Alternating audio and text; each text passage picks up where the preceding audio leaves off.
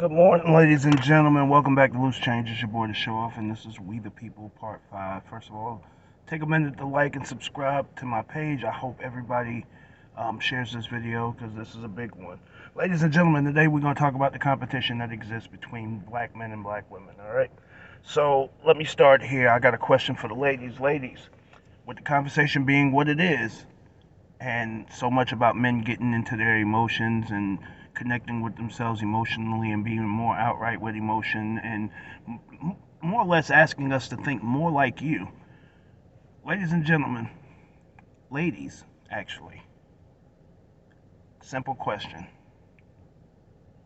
If I was to be more in touch with my emotions and more outward with my emotions and think more like you, who would console you when you're in your emotions? The quick response to that is it's the strength of a person that's able to console you. Quick example. Have you ever gone to a funeral and you or someone you know is crying and someone walks up who is also crying and they hug each other? The crying doesn't stop, it only grows stronger. All right? They cry harder. That's how it goes. So, ladies and gentlemen, if two people are crying in their sensitivity and crying in their emotion, the crying will never stop. Ladies and gentlemen. And that's the point that I want to make. See, we spend way too much time living in comparison with each other rather than embracing the differences that exist within us naturally and making the best situation out of the differences and utilizing those differences to be stronger as a pair rather than using those differences to cause dissension between us. I want y'all to understand something, that out this media that we listen to and all of these things that we listen to and we go through, or whatever the case may be, ladies and gentlemen, those things are simply pitting us against each other. It's telling us we live in competition with each other, or whatever the case may be. And in hip hop, that hip hop was breeded from competition, or whatever the case may be. But now we have become two separate teams. All right, there's Team Woman and Team I don't know.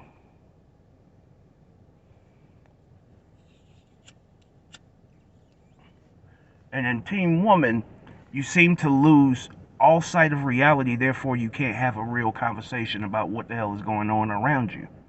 All right. And when we look at the competition that exists between us, we're sitting back and we're constantly talking about who should do what in the relationship, this, that, and the third. Who should eat first and who should. Ladies and gentlemen, when we talk about even something as simple as who should eat first, there was a time that families sat at the table together and all sat down at the same time and ate together and talked and had good spirited emotion and good spirited conversation, and there wasn't a TV on and there wasn't any devices to have in your face and so on and so forth, and we've lost that. See, the thing about it is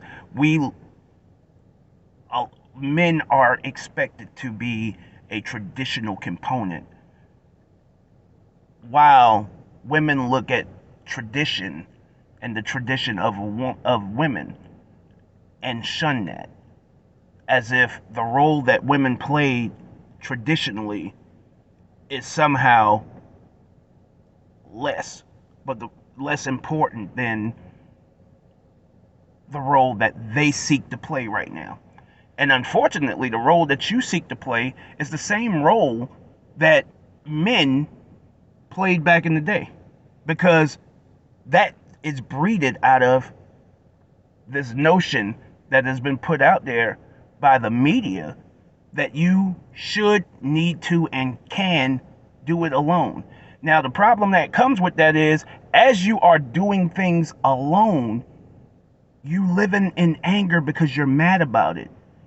When you listen to the tone of your voice, when you're saying how independent you are and how you do this stuff on your own or whatever the case may be, your anger for doing it alone manifests itself.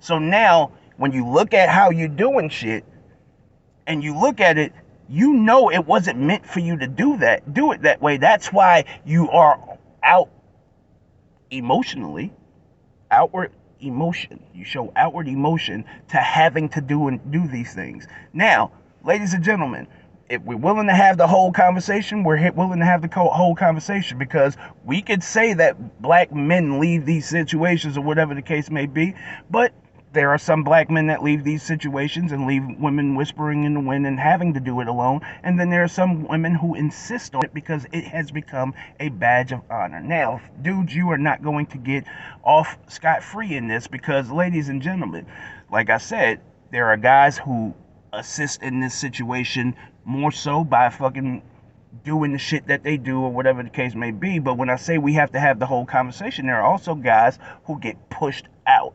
Good guys who get pushed out, or good guys who never even get a chance. All right? Now,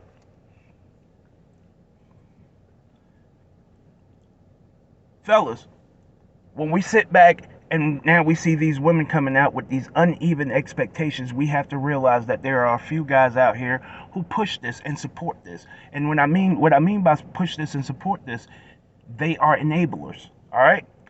They give situations to women that they're not really interested in,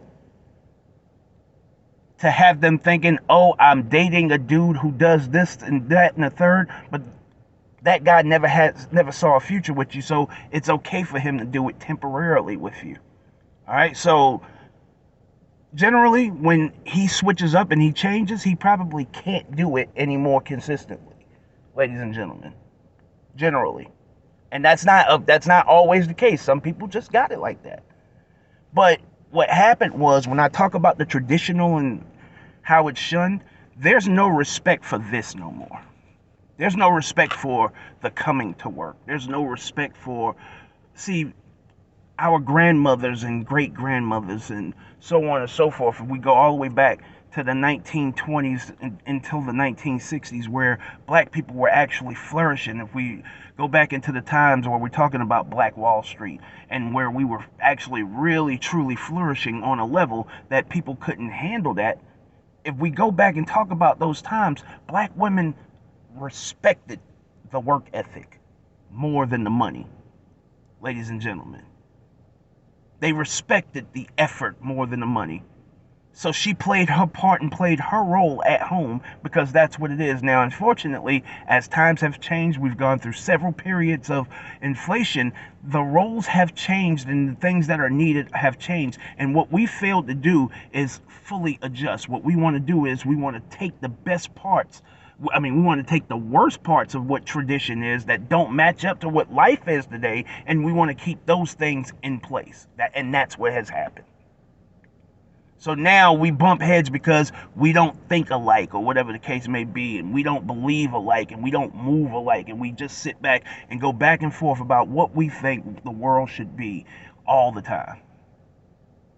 And ladies and gentlemen, it is counterproductive, because we're not sitting back and we're not listening to each other, and we're not willing to adjust, and we're not even willing to be individuals no more. So much of what we talk about, it has us wanting to lump everybody into one stack of people, and everything should go one way.